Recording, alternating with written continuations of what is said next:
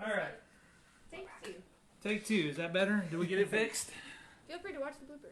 All right. Yeah. Yeah. The first one, that's the blooper reel. We didn't get that going. All right. Okay. So again, welcome back. I'm glad you're here. I'm glad you're joining us. If you are joining us live, go ahead and throw in any comments or questions you have on the video feed, and we'll try to answer those or incorporate those as we go through. Apologize for earlier. I don't know. Facebook and I on my phone are not getting along right now, so I have to work on that.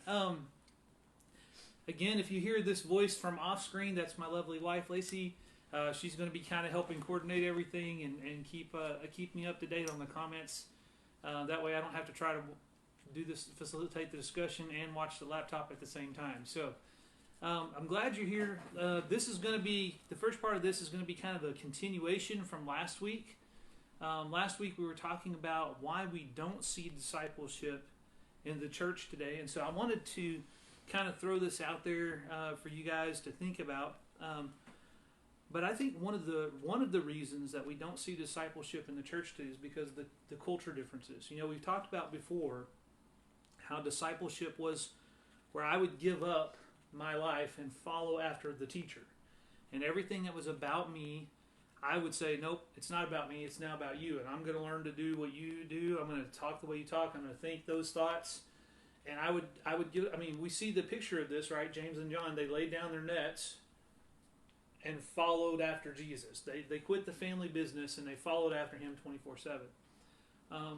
Our culture today doesn't allow for that many times.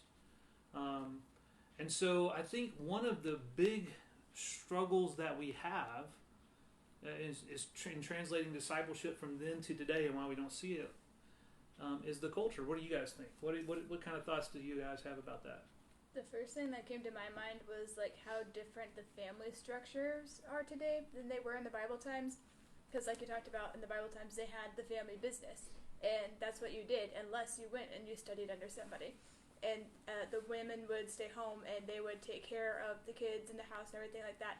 They didn't really go out and do a lot of work. Families were together a lot. They was more family focused. Today we have a lot more broken up families.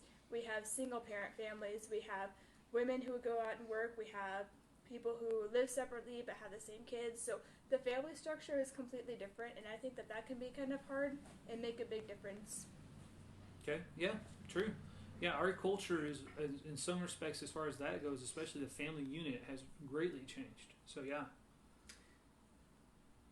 I was gonna say, I think something that's kind of big, going along with what you said, where you said they followed after him and they went along.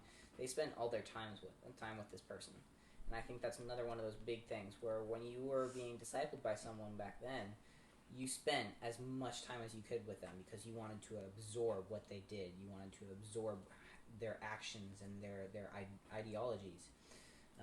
And so that's a big thing. Whereas in today's society, a lot of times we have the you do you mindset, where it's like, I'll take care of myself, you take care of yourself, and every now and then on Sunday mornings we'll come and get together and we'll talk. Yeah, right. Yeah. Maybe even on Wednesday nights we'll come and have a good conversation.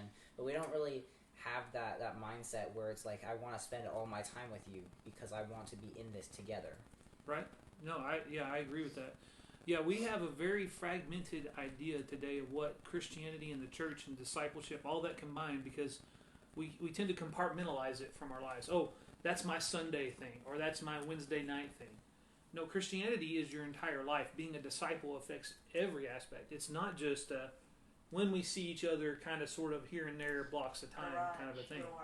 So, okay. It was very communal back in those days. The idea of what happened in your town, so to speak, was very close-knit. A lot of things happened together with other people. You have general marketplaces where people just spent their day during, because you either worked there or you worshipped there. That was where you got your supplies for food and everything like that.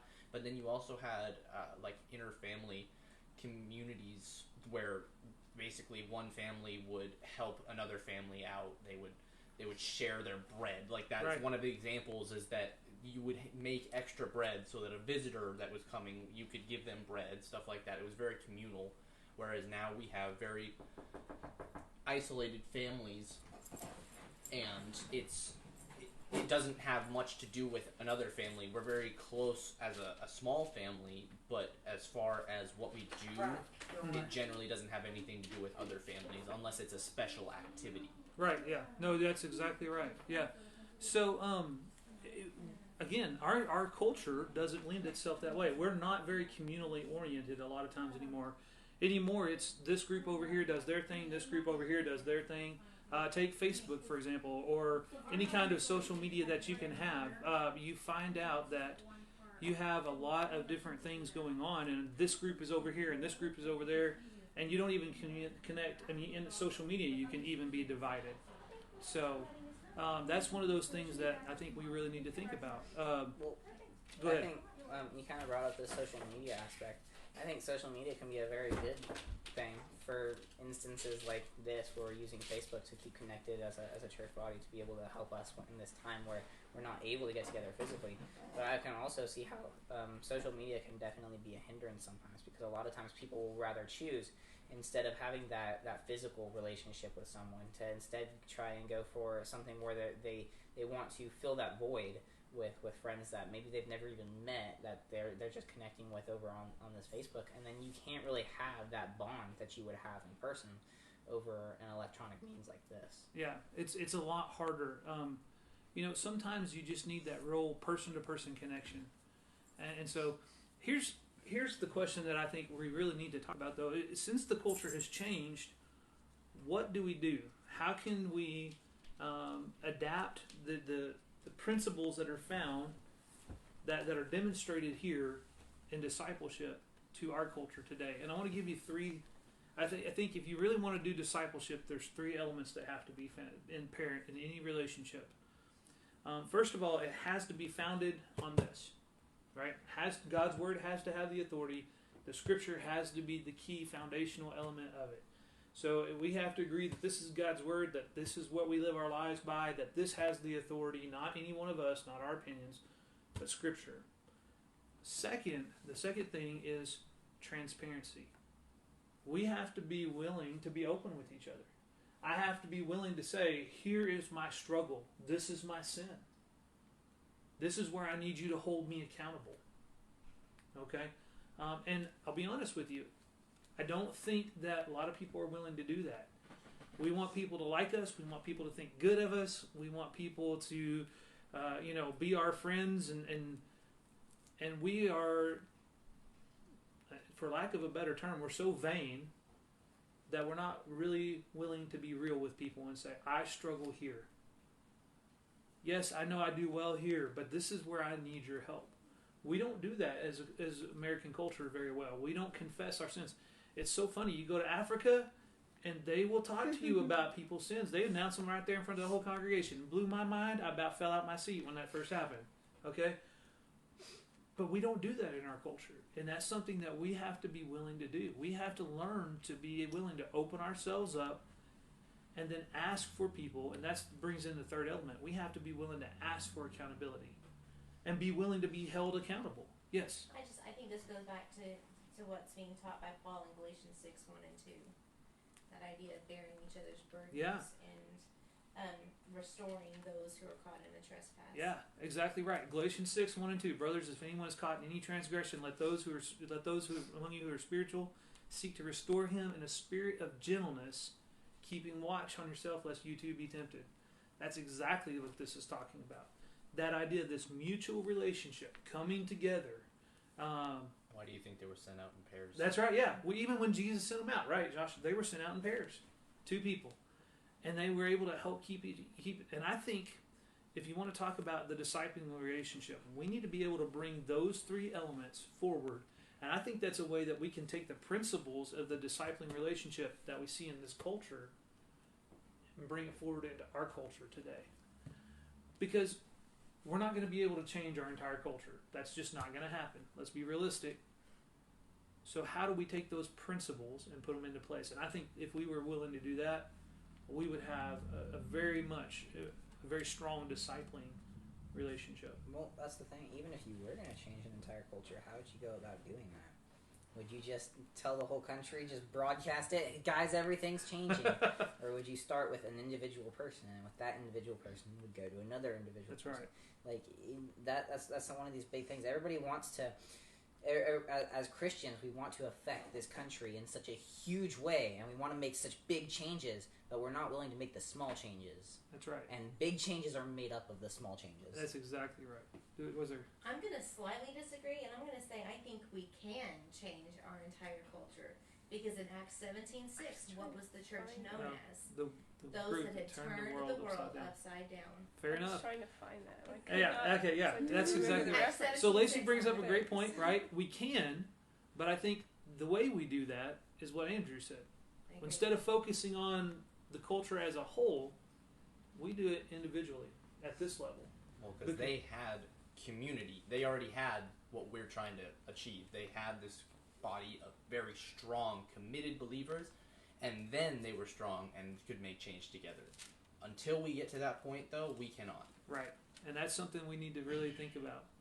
All right, so that's one barrier that I think keeps us from making disciples. Another one that I want us just to hit on is sometimes I think we're too focused on those that don't really want to be discipled. Okay? And I love the church and I love my brethren, but I'm just going to say this because I believe it's true. Sometimes there are, okay, I'll just put it this way. Longevity does not equal maturity, spiritually speaking. Okay? You can be a Christian for 10, 20, 30 years and still be an immature Christian. Okay? You can be a member of the church. You could have even taught Bible classes or whatever and still be an immature Christian. Longevity does not equal maturity when it comes to the Christian faith. And I think that's something that we need to think about really hard, especially if you're a leader in the church. You really need to give some thought to this on how are we maturing our members. Not can we get them to come in the door and sit down in a seat and listen to a sermon. That's not the point. That's not discipleship. That's coming and sitting down and listening to a lesson. Because if they don't change their life when they leave from that lesson, then it does really not a whole lot of good for them to be there, other than the fact that they're hearing God's word proclaimed, and that can plant some seeds to make changes later on if they allow it. Which you kind of hit on that earlier when you were saying about the whole accountability. You have to have that personal relationship, and we're constantly trying to hold people accountable who don't want to be held accountable. It goes back to kind of that. You want to choose. The people have to choose to be able to accept these changes. It's like so often whenever I go up to say a prayer after worship, after the sermon or anything like that for closing prayer, I always say, please help us to take what we have learned today and to not forget it when we leave the doors, but to be able to apply it to our lives. The thing is, you can pray that all you want, but if you don't actually apply yourself to doing that, then it's not going to do any good. Yeah. It's like God will help you if you're willing to be helped. Yes, and that's exactly right. But we have to be willing to put ourselves into that kind of a relationship. And I like to illustrate it this way when I talk about the idea of faith. If each one of us is holding on to Jesus with one hand, right? We're holding on to Him. That's our relationship with Him. We have a free hand. We have the ability to establish another relationship. And if we latch onto somebody that doesn't want to really connect to Jesus and let Jesus change their life, we're stuck. Yeah. We're being pulled constantly back and forth because we're not letting go of Jesus. And for whatever reason, now that we've got a hold of them, we've determined that we're not letting go of them either. But here's the problem. What happens when somebody walks up and wants my hand that really wants to follow Jesus? Now what? Now I have to look at that person and say, I'm sorry, my hands are full. I don't have time for you. I don't have room for you. I don't have resources for you, or whatever the case might be. If they don't want to connect to Jesus, because our goal should not be to stand between somebody and Jesus. Our goal should be to take them by the hand and lead them up where they latch one of their hands onto Jesus. That's the goal, is not to bring them to us, but to bring them to our Master. Right? We're disciples of Jesus, and so our goal is to teach them about our Master. And so, we need to really evaluate how much time we're spending holding hands of people that have been Christians for 10, 20, 30 years But instead of being a 10, 20, or 30-year mature Christian, they're a first-year Christian 10 times, 20 times, or 30 times over. We've had a couple of comments on Facebook. Maddie Bearden said, it's a process like the song Slow Fade. It takes consistency and submission to the will we follow, whether that be our will or God's. That's it right. impacts our culture. That's right. And then Kay Scott also said, we change ourselves first, our family second, then the church as a whole will be different.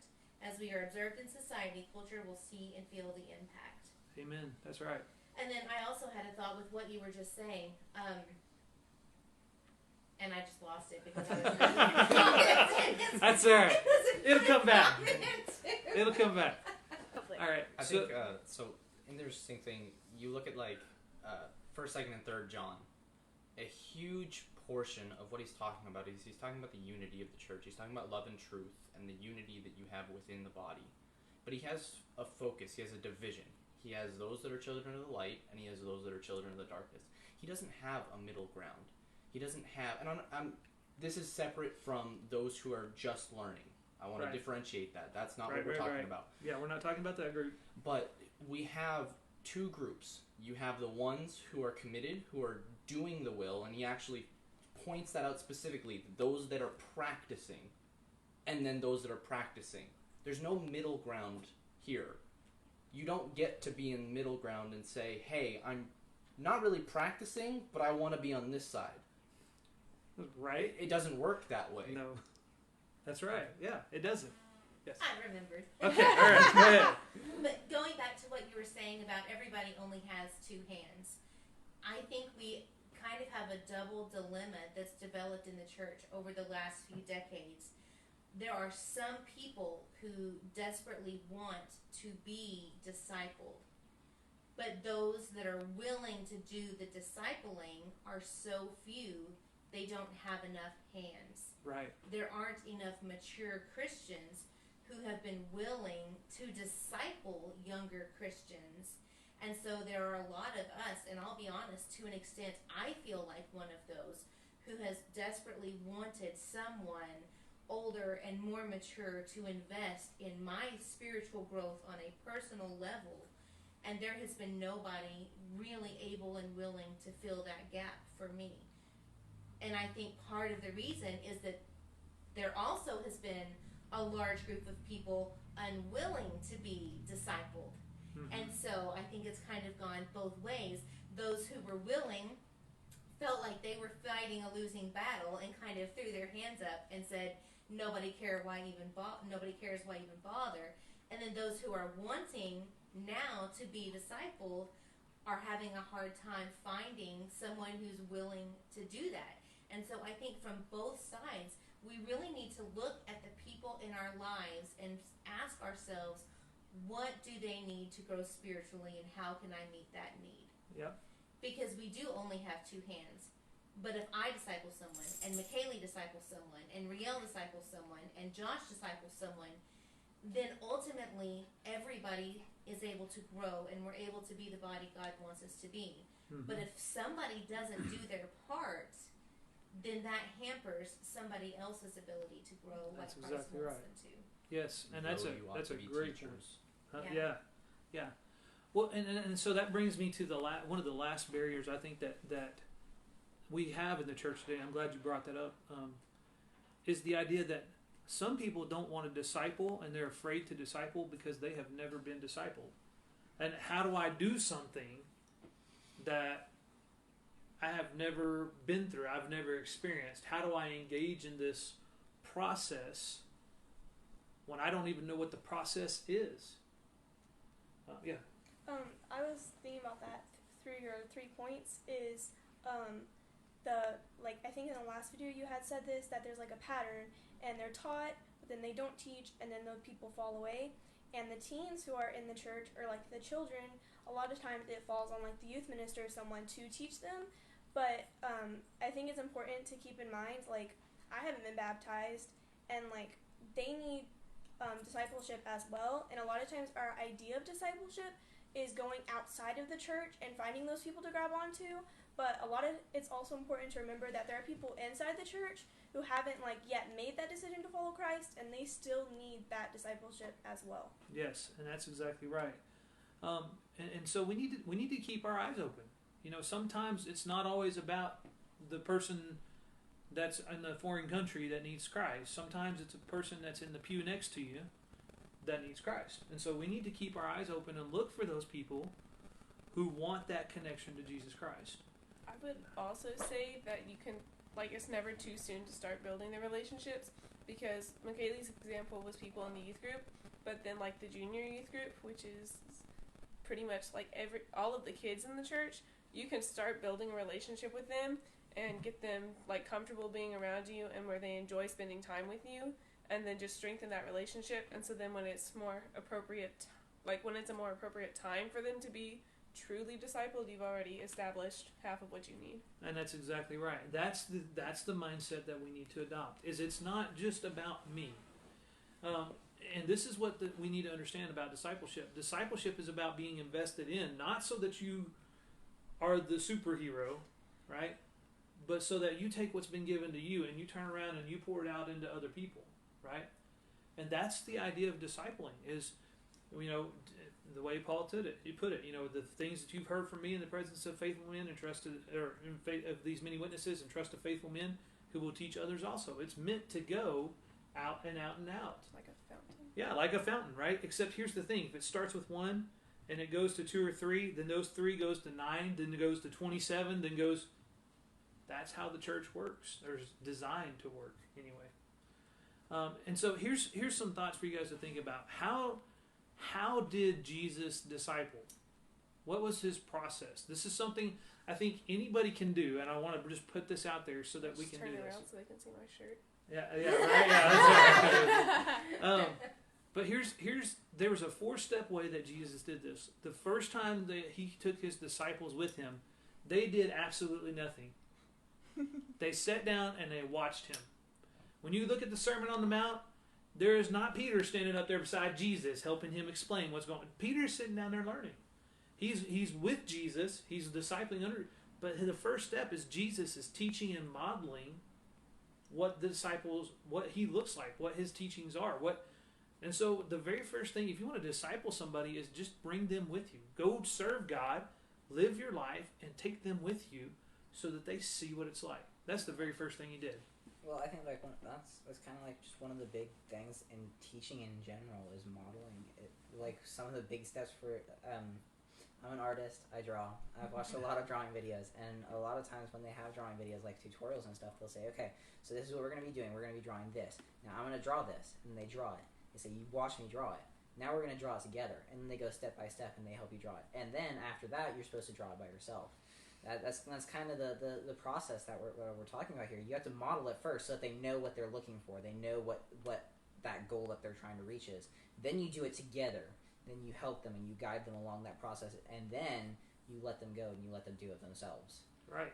And Andrew just kind of summed up the whole rest of the discipleship process. No, seriously. So no. As you go through Jesus' ministry, as you walk through the timeline, what he does is, first he does it, and then he has them assist, like in John chapter 6, the feeding of the 5,000. Jesus had them pass around and the loaves and the fish and collect the leftovers. They didn't do anything with it. Jesus did it, but they helped with it. And then after that, you see them in what we sometimes call the limited commission, where he sends out the 72 to go, and they have power over demons and all that kind of stuff. Then they go out and they minister to people, and then they come back and report to Jesus, and Jesus kind of gives them some feedback on what happened. And then we have the Great Commission, okay, Matthew 28, which we've already talked about, so we won't go back into that. But, okay, now it's your turn. You have to go now. You're on your own. This is for you to do. When you talk about Paul, he did the same thing with Timothy. He finds Timothy along the way. Father was a Greek, mother was a Jew. Takes Timothy, has him come with him. Then all of a sudden, he's like, Timothy, hey, help me do this. And Timothy's name starts appearing on some of these letters to the churches. He's identifying Timothy as one of his co-workers. And then you look and as you go through the book of Acts, Timothy and some of the other guys will go on ahead while Paul stays behind and finish some things up, and then he'll come and catch up with them. And so then by the time you get to the actual writing of the book of 1 Timothy, he said, okay, Timothy, there's some stuff at Ephesus. I can't do it. You're going to have to. And so he sends Timothy out there to handle the situation. And 1 Timothy and 2 Timothy are those correspondences of, hey, you know, how's it going? He's giving him feedback, checking in with him, watching him, you know, helping him as Timothy does the ministry. I think that's the same pattern that any of us can follow. This is not something that's super complicated. You don't have to have a detailed curriculum. You know, that's not the way discipleship was. It wasn't a 12-week Bible study class, right? It was live life as we follow God. Yes? Along those lines, Sandy Knox said that the youth can be a great magnet to other youth. And Yes. Madison Bearden said, I think that's another barrier to discipleship. Oftentimes the knowledge is provided, but the application, doing, and service is lacking. Exactly right. And yeah, those are great comments. So That's exactly the way what's missing in a lot of discipleship today.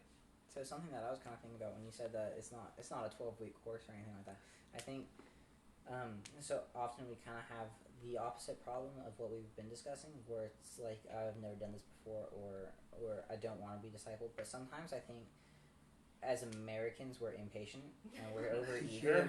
Yes. And so I think so often it is something like okay, we're going to take this like 12-week course on it, and then we're going to hurry up and go do it. But then if you do it wrong, then the people who you discipled wrong aren't going to want to be discipled or want to disciple anybody, because they're going to be like, this doesn't work. The thing is, you have to be willing to take the time to be discipled before you can disciple. I agree. And I'm going to tell you, I think that if you really want to disciple somebody, you're looking at least a year investment, if not a year and a half, to really, and that's them spending time with you.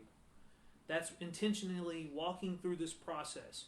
You investing in their life, you having them follow you, model after you, help you with you as you serve, all of those kinds of things. You're looking at least a year. But Jesus took 3. Jesus took 3. That's right. Yeah, Jesus took 3. And so you're right, Andrew. We're impatient. We want it to be, hey, a month, 2 months, 3 months, whatever. Oh, you should be on your own. No. That's not even a thing in the Bible. That's just what we have put as Americans because we're impatient. You know, they're as you study through the scriptures, they don't show that. And even when you go into church history, right? Sometimes if you wanted to become a member of a congregation, especially when they were being severely persecuted, they didn't just say, oh, throw them in the water. Oh, you're one of us now. No.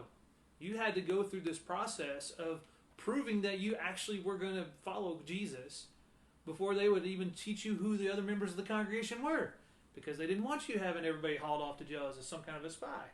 And so this idea of how fast we want to push people through this process is a fallacy. But kind of like we've said in previous classes, I would go even further and say that this is a lifelong process. Absolutely. Yes. You know, we should always have someone who is discipling us, and we should always have at least one person that we are discipling. And I do think that discipleship changes as we get older. It's not, you know, as we grow spiritually, we don't need as much from the person who's discipling us, but they are always there. They're always available for us to go to for questions or guidance or whatever. So it's not that they quit discipling us. It's just that we don't need them as often. We don't need as much of their time as we grow and mature. We should always be in both of those positions. I think that's a great. The person that illustrates that for me the most is Paul and Timothy. You go see Timothy's with Paul to the point where Timothy's without Paul. You see that take place. So that's exactly right. I think. But even that's then, exactly Paul right. is still writing. Oh yeah, to him. he's still with him. Paul is still guiding him, even though he doesn't have to be with Paul Right. anymore. Well, kind Exactly. of going back to your whole the holding of the hands analogy, maybe you have let go with one hand because they are holding on to Jesus now. But I mean, bind us together, Lord. You're always bound together. That's right. You are permanently connected in this family that is Christ's family. So you're always there. And then I mean, what is family? And that's another big thing that we discussed at the beginning. Our culture has a skewed idea of what family is. Right. And that's so often, I think, why the church in America has a hard time is because we don't have the same family concept that they had back then. Right. Where we aren't as close already as they were back then. And like Josh was saying, we're trying to get to that point now. We're trying to build that back up. And so that's kind of what I picture with that. Sure, maybe they have a hold on Jesus, so now you can let go and guide someone else, but you are always bound together. You're always going to be there for them to help them through this. Yeah, I love, because, and you see that in the Bible too. Paul, he knew exactly who he even baptized, where at. All these different places he went. He knew people's names. He knew what they did. He knew where the churches were meeting, whose houses they were in. Like, he didn't lose those connections. They were always there. And so that's a great point. I'm glad you brought that out. And kind of building off of what you guys have been talking about, that moves us to the next section that I wanted us to talk about. And it is that relationship. You know, Lacey mentioned earlier that the discipleship is a lifelong process where we need to have somebody that's investing in us, and we need to have somebody that we're investing in. And I think when you look through the Bible, there's 3 different kinds of relationships that you see. And I'm going to kind of use different biblical figures to represent these relationships. The first one is a Paul, right? Wherever Paul went, he was looking for people that he could find and invest in. And so I want to suggest that one of the relationships that we need to have in our lives is a Paul. Somebody that's taking us under their wing, that's investing in us, that's saying, hey, this is how we live things, this is how I think about these things, this is how I would handle that situation, here's some biblical teaching, here's some principles, you know, that whole process. Then we also need to have a Timothy, right? Somebody that we have decided we're going to invest in. Who am I going to pour myself into? Who am I going to invite along and walk with my walk with God? We need to have that person. This is my Timothy, right?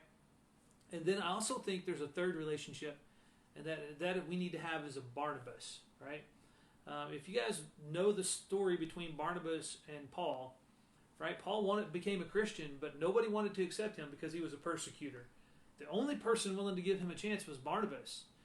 And while we don't oftentimes think about this, I think Barnabas was probably the discipler of Paul. I think he learned, Barnabas' name means son of encouragement. I think Paul learned a lot of his habits and practices from how Barnabas treated him when he first became a Christian. And so what's interesting about that relationship, though, is that Paul and Barnabas didn't always get along. Like, remember the time they wanted the second missionary journey? Paul wants to take Mark, or Barnabas wants to take Mark, and Paul says, no, he bailed out on us last time. He can't come. And they disagreed about that so strongly that they kind of decided to go separate ways. You're going to go that way, and Paul took Silas, and Barnabas went and took Mark, and he went a different direction. There's this idea that we need somebody to help us along the way, to encourage us, and to hold us accountable and say, no, that's not really in step. Now, what's really cool about that story is that later on, we see Paul asking for Mark to help him. So he came around to the idea that Mark just needed a little more time to grow, right? And so there's this whole dynamic that when you explore those relationships that you see, and I think we need each one of those relationships in our life. We need a Paul, we need a Barnabas, and we need a Timothy. So I kind of broke the relationships into 3 categories, each within the relationship itself. And there's way more that you could say about this, but experience, knowledge, and then the relational benefit is what I'll call it. So you have like a Paul who has more experience and greater knowledge. Barnabas has a similar, maybe different experiences, right, but similar to where you can share that. And then Timothy is one that's lesser than, and that you can then teach.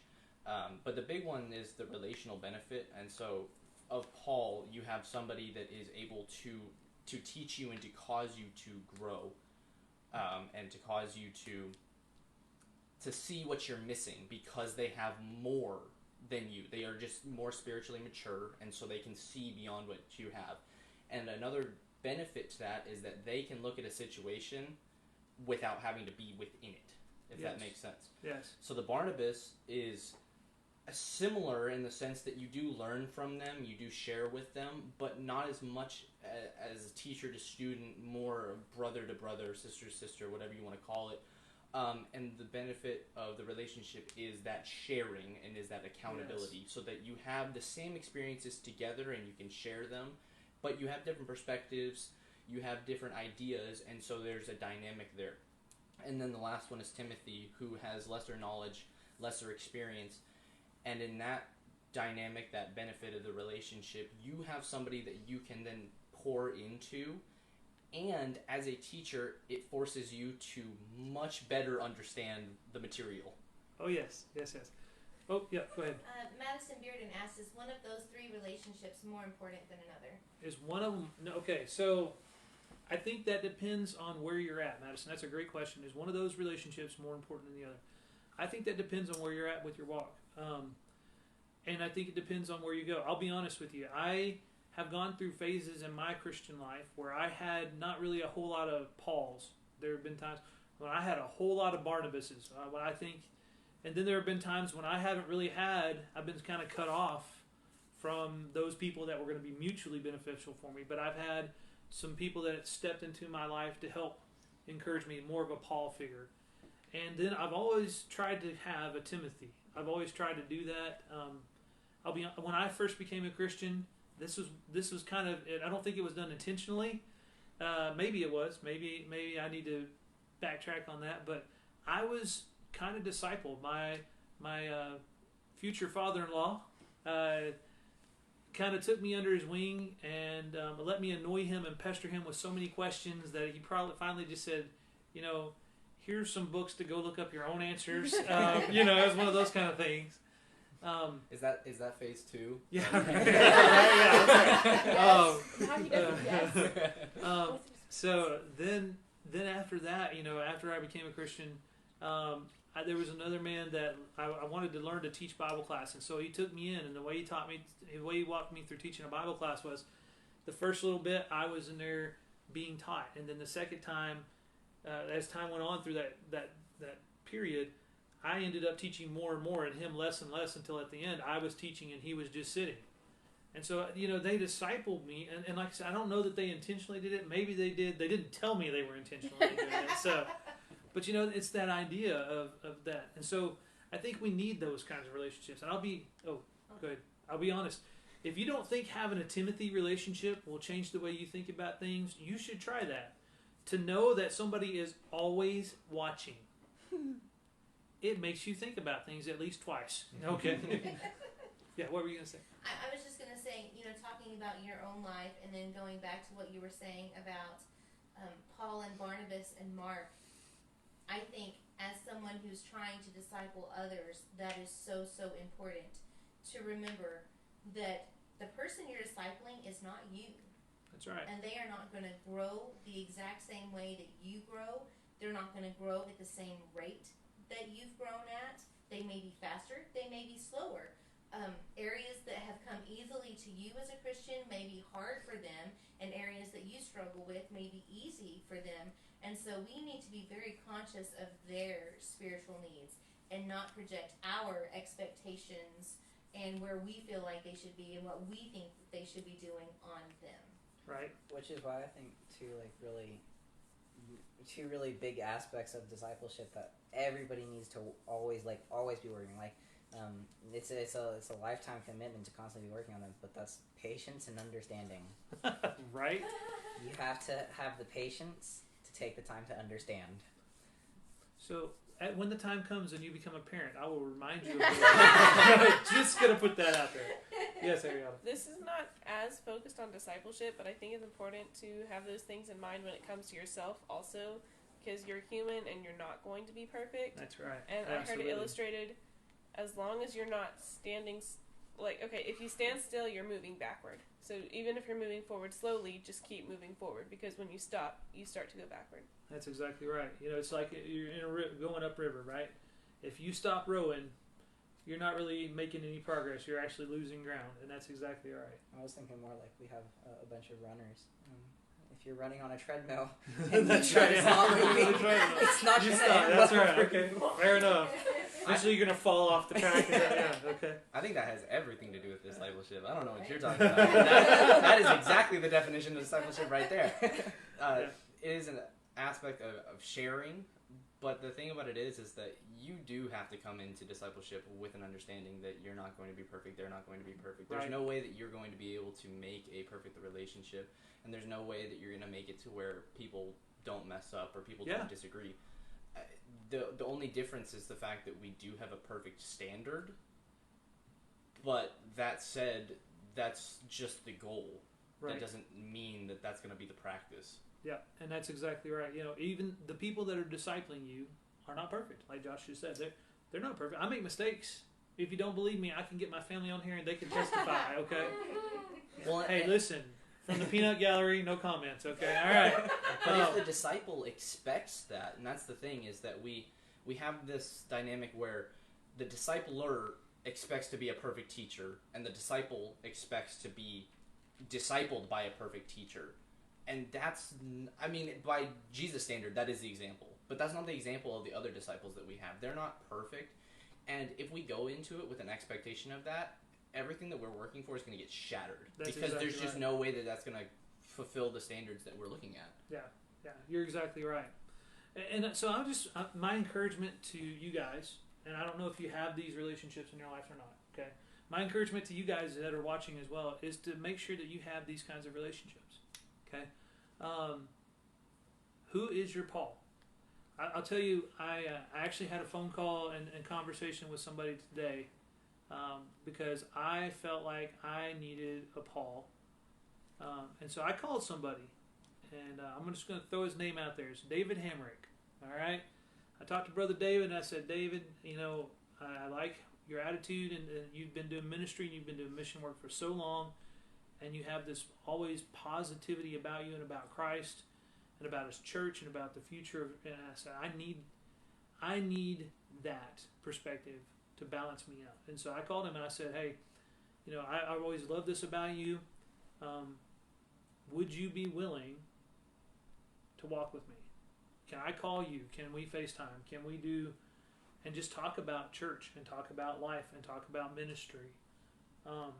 So that I can have and become the kind of minister that even after years of service to the Lord and even after going through the hardships that come with that I have that characteristic about me that you have about you. And we talked for a good 30 minutes, catching up and doing stuff. And he said, yeah, call me. So David, love you, brother. Thank you so much. And don't get to where you ghost me, because you might hear from me a lot. So I've got that. I think his lovely wife is watching. That's great. That's wonderful. And then I've got a Barnabas, Kenny Garcia, brother. You're a brother of my heart, man. I love you. Whenever I've got something going on, I call Kenny. We went to preaching school together. We became friends. We've been through some experiences in ministry, and whenever I'm struggling, I can call him, and I do. Whenever he's struggling, he calls me. When we have something we want prayed about, we call each other. When there's something going on in our lives that's big, we're like, hey, man, let me catch you up on what's going on. I've got that. I've got the Timothy relationships. I consider Andrew and Josh both two of those people that I have invested in. Obviously my children, that's kind of a given as a parent. Okay, so if you're a parent, you are discipling, whether you think that way or not. I want all of you guys to work to have those kinds of relationships in your life. And so, think about who's your Paul, who's your Barnabas, who's your Timothy. Something that I wanted to really point out, because it was something I was thinking about whenever we were getting ready for this discussion that you just brought up, actually, with the whole children are their parents' Timothy's, is parents need to remember the fact that, like, whenever you asked us and you're like, who's your Paul? You and my mom were my first thoughts. And so it made me think about the fact that as your child is growing up and as they are learning about life, you literally walk them through the phases. Because whenever they're younger, they see how you live. They see what you do every day. They see how you react to worship, how you react to life struggles and things like that. They see how you study. They see how you learn and know about God's word. And so they're going to see that as they go throughout life, whether it's good or bad. And so it's important to keep that in mind, because that's the parent's role. They are to be a Paul to their children. They are to show them that. They are to show them how to have that relationship with God. And so that's something that they really need to be conscious of. Okay. Because you have done a good job of that. Even though I get grumpy about having to study stuff for my own sometimes. Yeah, that's the way that works. Yes. I was just going to say, as a matter of wisdom and practicality, this is not necessarily a scriptural thing, but I do think it's a wisdom thing. In my opinion, I believe it is wisest for men to disciple men and women to disciple women. I mean, you pointed to Josh and Andrew. You're a man, and I'm sitting here looking at McKaylee, who just has so much potential and who I just adore and will do, I'm going to cry, anything I can to help her succeed, but I don't view Josh and Andrew the same way because they're not girls. I do think that's important. I think it's important for men to invest in men and women to invest in women. Right. And I do think because men are in public leadership, sometimes it is easier for young men to find men to disciple than for the girls. And so, shameless plug here, there are amazing resources for girls. There's Future Teacher Training Camp. There's Come Fill Your Cup. I do know now so many women that are eager to invest in young women. Right. And so I just want to say, if you're listening to this and you're a young woman who doesn't yet have a Pauline. Pauline, okay, agree. Let us know, because there are women who love you and want to invest in you. Right. But do keep that in mind. I do think it's a wisdom issue for men to invest in men and women to invest in women. Yes, and I'm going to second that. I'm going to second that with my wife's opinion, because here's what happens if you have a true discipling relationship. Those two people are brought really close together, and a type of intimacy forms where you know my dark secrets and I know yours, and I'm okay with it and you're okay with it, and we're going to hold each other accountable. And so I think it's wise to make sure that there's not a man who's discipling a woman that's not his wife or his significant other, just because that intimacy might lead them to fall into temptation. Okay, so I think there's a lot of wisdom in the idea of men discipling men and women discipling women. That's something that you really need to keep in mind. Just be wise in how we practice this. Yes. And kind of going along those lines, a man knows his role in the church better a lot than a woman does, so they would be able to help the young men understand that, and for the young women, same thing. Yes, and it's not just that, but men understand the struggles that men go through better, and women understand the struggles that young ladies go through better. I'll be honest, I don't do like the drama, emotional, hormonal thing. Like, that's not a thing for me. It does not. I'm like, we love you anyway. Cut that off. I don't want to hear that. Like, when you get to where you can quit bawling and actually talk to me, then okay. My wife is a little more patient and understanding with that than I am. And so, yeah, I think there's some just some practical wisdom, so to speak, between those relationships and understanding the struggles. I think we're pretty well out of time for this week, so we're going to call this good. Riel didn't know it, but she inadvertently gave you guys a sneak peek for one of our upcoming discussions.